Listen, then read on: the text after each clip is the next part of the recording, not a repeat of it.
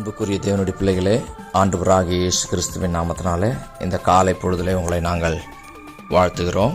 இந்த நாளுக்குரிய ஆண்டவருடைய வார்த்தையை நாம் வாசிப்போம்.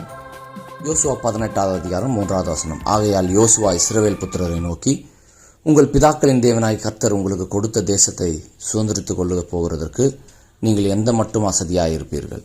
ஆண்டவர் இந்த இடத்துல யோசுவா மூலமாக தம்முடைய ஜனங்களுக்கு முழு இஸ்ரவேலையும் பங்கிட்டு கொடுத்தார்.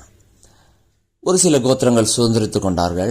ஆனால் அநேக கோத்திரங்கள் இன்னும் சுதந்திரித்துக் கொள்ளவில்லை. கிட்டத்தட்ட 7 கோத்திரங்கள் அவர்களுக்கு கொடுத்த காணியாட்சியை அவர்கள் சுதந்திரித்துக் கொள்ளாதபடிக்கு அவர்கள் அசதியாக இருந்தபோது யோசுவா ஜனங்களை நோக்கி, எந்த மட்டும் அசதியாக இருப்பீர்கள் என்று சொல்லி கேட்கிறார். ஆண்டவர் கொடுத்த ஆசீர்வாதங்களை சுதந்திரித்துக் கொள்வதற்கு அநேக தரம் நாம் அசதியாக இருக்கிறோம், பொறுமையாக இருக்கிறோம், பார்த்து கொள்ளலாம் என்று நிற்கிறோம். ஆனால் அதற்கான மும்முரத்தை காட்டாமல் இருக்கும்போது நமக்கான ஆசீர்வாதத்தை நாம் சுதந்திரித்துக் கொள்ளாமல் தான் இருப்போம்.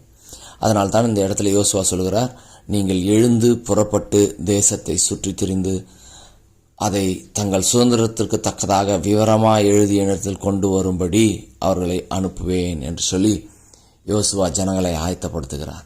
அந்த இடத்துல எபூசியர், கானானியர், கிர்காசியர் என்று 7 விதமான ஜாதிகள், கானானிய ஜாதிகள் இருக்கிறார்கள்.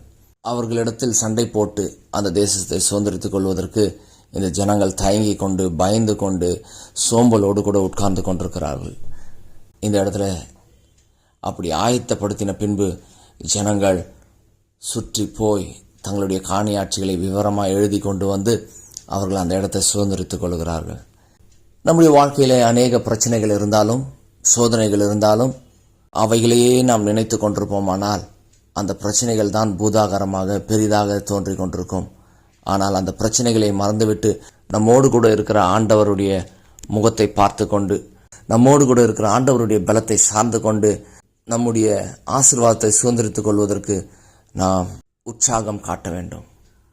அப்படி செய்யும்போது நிச்சயமாகவே ஆண்டவர் நமக்கான ஆசீர்வாதத்தை நாம் சுதந்திரமாய் பெற்றுக்கொள்ளும்படி அவர் உதவி செய்வார். இந்த இடத்துல யோசுவாவும் அப்படித்தான் ஜனங்களை துரிதப்படுத்தினார். அவர்கள் எழுந்து சுதந்திரித்துக் கொண்டார்கள். இதனால் நீங்கள் அசதியாக இருக்கிறீர்களா? உங்கள் பிரச்சனைகளை கண்டு துவண்டு போயிருக்கிறீர்களா? உங்கள் பாடுகளை கண்டு சோர்வடைந்திருக்கிறீர்களா? உங்களுடைய பலத்தை தரித்துக் கொள்ளுங்கள், எழும்புங்கள், உங்களுடைய காரியத்தை நடப்பியுங்கள். கர்த்தர் எல்லாவற்றையும் பார்த்து கொள்வார். உங்களுடைய ஒவ்வொரு பிரச்சனைகளையும் அவர் பார்த்து கொள்வார். கர்த்தர் தாமே உங்களை ஆசீர்வதிப்பாராக. ஆமென்.